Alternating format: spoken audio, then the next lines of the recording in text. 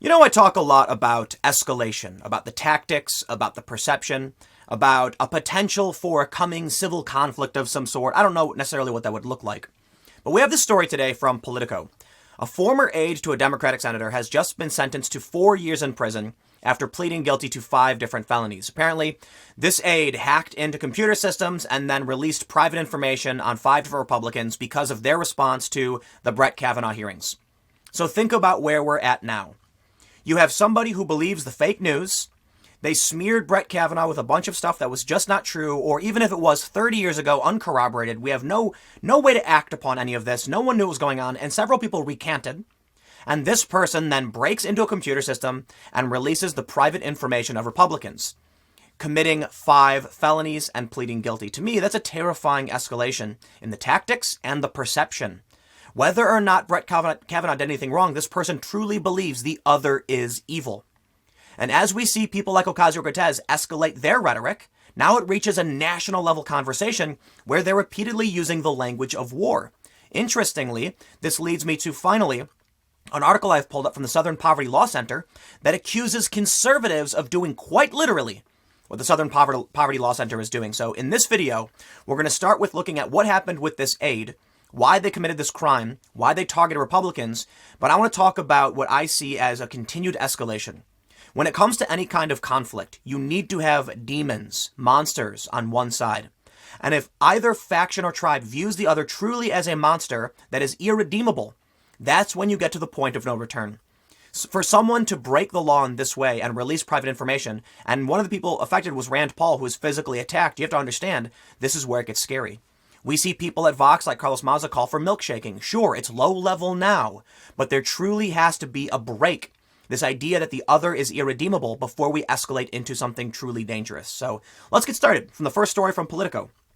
Ex-Hassan aide sentenced to 4 years for doxing senators. A former aide to Senator Maggie Hassan was sentenced to 4 years in prison Wednesday for hacking Senate computers and releasing personal information online about 5 Republican senators out of anger spurred by their roles in the confirmation hearings for Justice Brett Kavanaugh.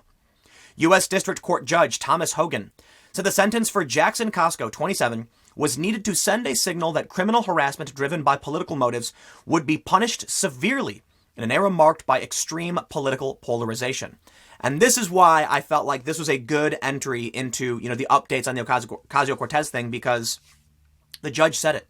Quote, "We have a society that has become very vicious. It's very concerning to the court and unfortunate that you played into that." So the thing I want to stress here is that we're looking at right here in the story, they say 5 felonies after admitting that after being fired from last year from his work as a sysadmin for Hassan's staff, he repeatedly used colleagues' keys to enter the office, install key logging equipment that stole work and personal emails, and downloaded a massive trove of data from Senate systems. We're at the point now. Well, look, we've seen low-level stuff. We've seen milkshakes. We've seen street violence. But now what are we seeing? Felonies, criminal hacking, and publishing of private data. A government system. This is an individual who felt they were morally justified not just to go after the Republicans, but to break into government Senate systems, to use keyloggers that impacted more than the Republicans, right? This is somebody who's willing to hack into the U.S. government. You see why this is so disconcerting? Cosko also acknowledged that after growing angry about the GOP's handling of the Supreme Court nomination, he released home addresses and phone numbers of Senator Lindsey Graham, Orrin Hatch, and Mike Lee on Wikipedia. After initial press coverage of that doxing, Cosko released information about Majority Leader Mitch McConnell and Senator Rand Paul. We have this photo here of Rand Paul. It says he gave a victim impact statement and that it caused him to fear for his family. Yes, when people publish your address, and look, you've got to recognize these politicians probably have serious security details because they get death threats. Then you have someone publish your address. In the past few weeks, I don't bring this kind of stuff up. You don't hear this from me very often, but I get these threats a lot. I do. In the past few weeks, they've escalated, particularly following what happened with Vox Adpocalypse and Carlos Maza. What you see from the people on the left is they'll rant and rave. They'll write article after article. They've written a bunch of articles about how after this doctor wrote a story about journalists connected to Antifa, they received threats. I don't do that, but I get the exact same thing. They don't care anyway. It's all about playing the victim. They view the other as this evil entity. And I want to stress here, it's paradoxical in a sense. It's ironic, it is, that I'm talking about this group of people in the same way they talk about me. And therein lies the great problem that I can even recognize. I see a group of people, and it's not a very large group, it's a small fringe faction, but they're doing things that are deplorable and detestable. And I don't know what can be done to stop them. This is an individual who committed 5 felonies over his personal morality. When you see that, what do? They say the exact same thing about us. And so no matter what happens, when we want to point this out, it feeds into the same narrative.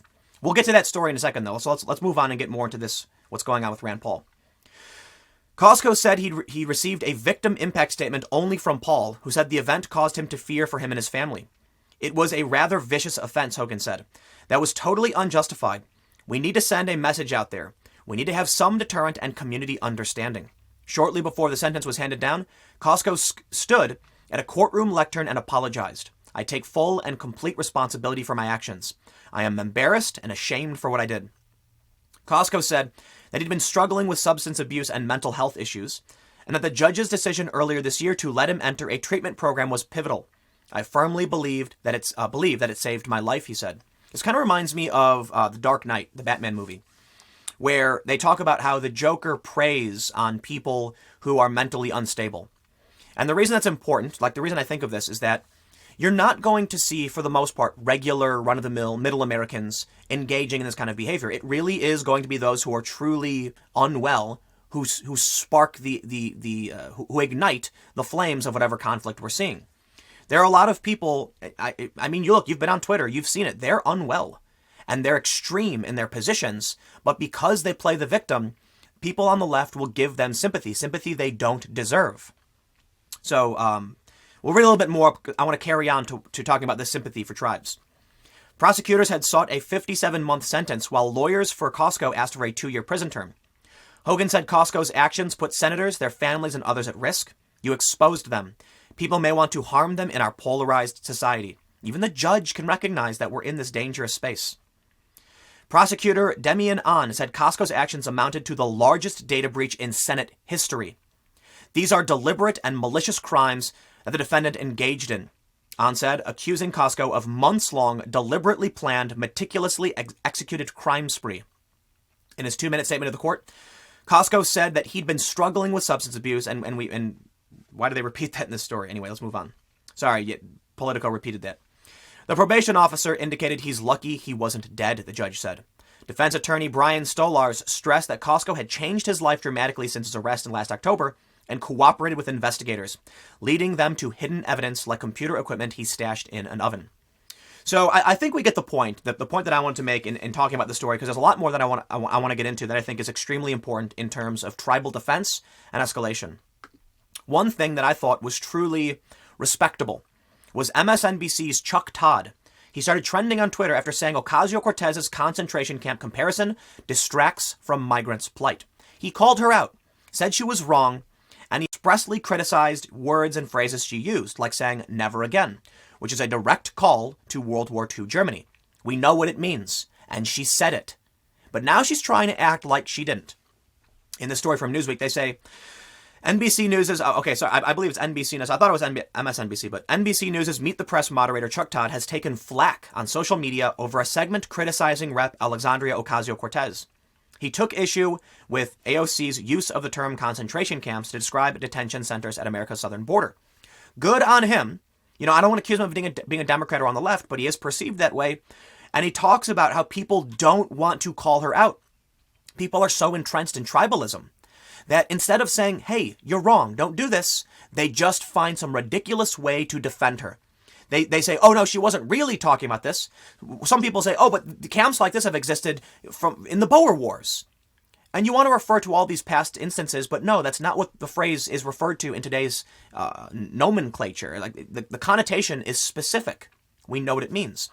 I know I talked about this quite a bit, but I want to stress this because you see someone like Chuck Todd standing up and pushing back against her. But I'll tell you what happens, right?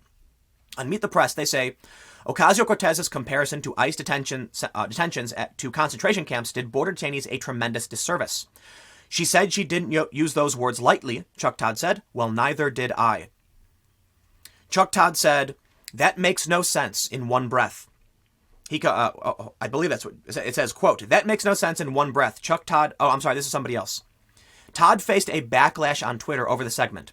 And this is the point I wanted to get to, that even though we have mainstream principled individuals on the left saying we gotta chill out on this, it's not okay to say this, people refuse and they will come after you, and this is why people fall in line with their tribe. And if you truly believe there are these concentration camps on the border, then what do you think is going to happen? What do you think the next thing is? We've seen somebody break into Senate systems and publish private home addresses of senators, putting them in fear for their lives. We've seen an escalated call for violence. We've seen violence. And now we see national level Democrat rhetoric, Ocasio-Cortez, saying this is something concentration camps, never again. You will get people who are unwell, as I stressed, who are going to step up and say, you're right. They really do believe they are in this World War II era. They're not. They are just stuck in an internet bubble of extremism, and they don't realize it. Of course, Ocasio-Cortez then comes out and lies about what she was trying to say. And straight up, it was a lie. Ocasio-Cortez said, never again. She did. We know what that means. From the Daily Wire, they say, Ocasio-Cortez was angered by Todd calling her out and responded to him on Twitter saying, well, Chuck Todd, the fact that you slipped in, I'll just call it the double N-word from World War II, when I never said that is pretty unfortunate. Almost as fortunate as the fact that you spent this whole time without discussing DHS freezers, dog pounds, missing children, and human rights abuses that uphold use of this term. And they go on to say that it's a lie.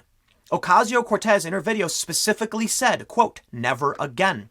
That is a direct reference. A direct reference. We know what she's doing. And so I think the big issue here, as I mentioned earlier, tribalism, right? You have people who refuse to back down, refuse to concede ever getting anything wrong. And because of that, and because it's tribal, we are entering dangerous territory in terms of escalating conflict. So I'm now going to throw it over to the Southern Poverty Law Center, because they bring up really interesting points. In this article from them, where they say that the radical right is blaming the left, they have a section called Preparing for Civil War.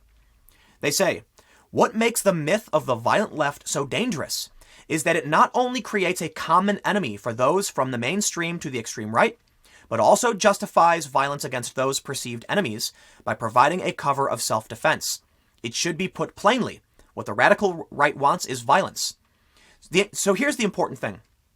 That paragraph right there should be enough. They talk about, there's a series of YouTube videos talking about potential for civil conflict, of which I've made several, of which this is one. And this is the fear I have, is that everyone feels as though they're the fire truck. The Southern Poverty Law Center claims to be the fire truck to put out the fires of extremism. But in fact, these statements telling people on the left, the radical right wants one thing, violence, is quite literally a fire truck spraying fire. When they talk about the Proud Boys and Patriot Prayer and other people on the right saying there's a potential for a civil war, they're doing literally the exact same thing. I don't know what the solution is. Maybe it's pointing out the paradox. It's pointing out the irony that quite literally, I'll put it this way. I think this may be the best way to deal with this.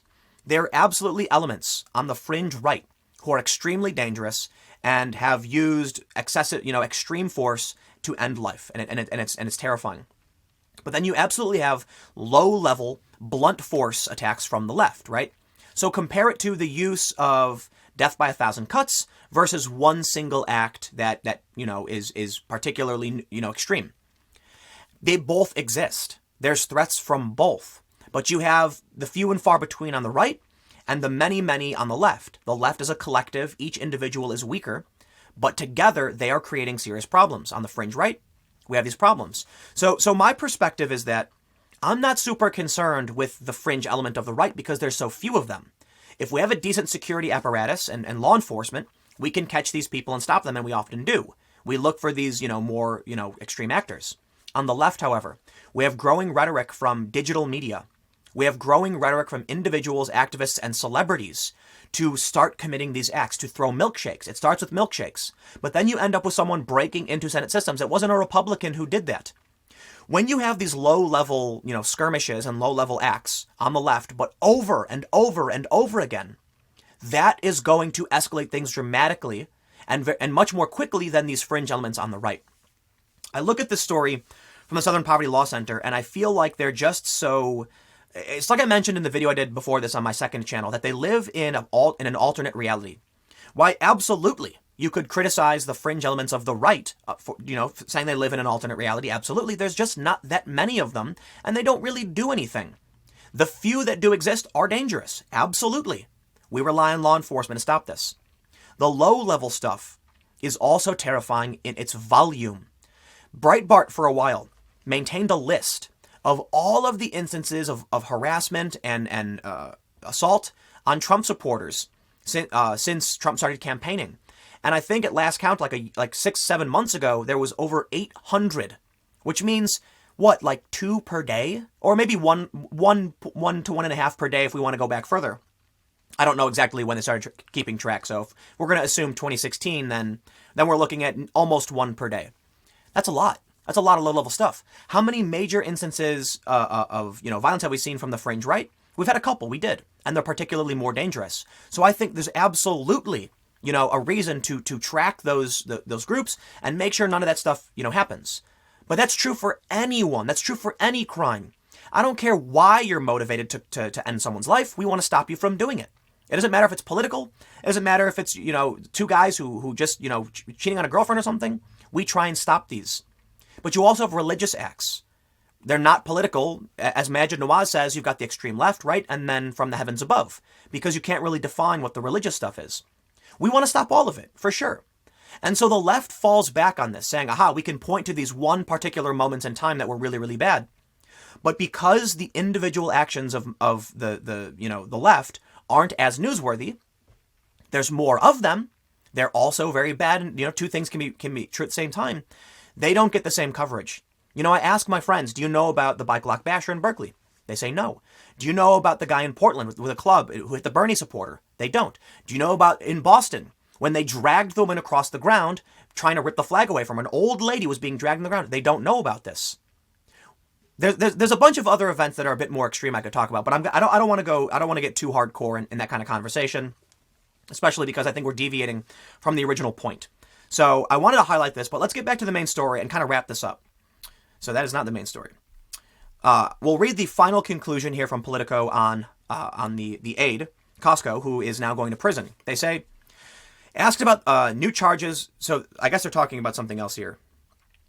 Oh, there's more. Wow. Let's read this last little bit. Prosecutors say that Cosko also threatened to release health information on senators' children and appeared to engage in an extortion effort by declaring in one post on Paul's Wikipedia page, "Send us bitcoins."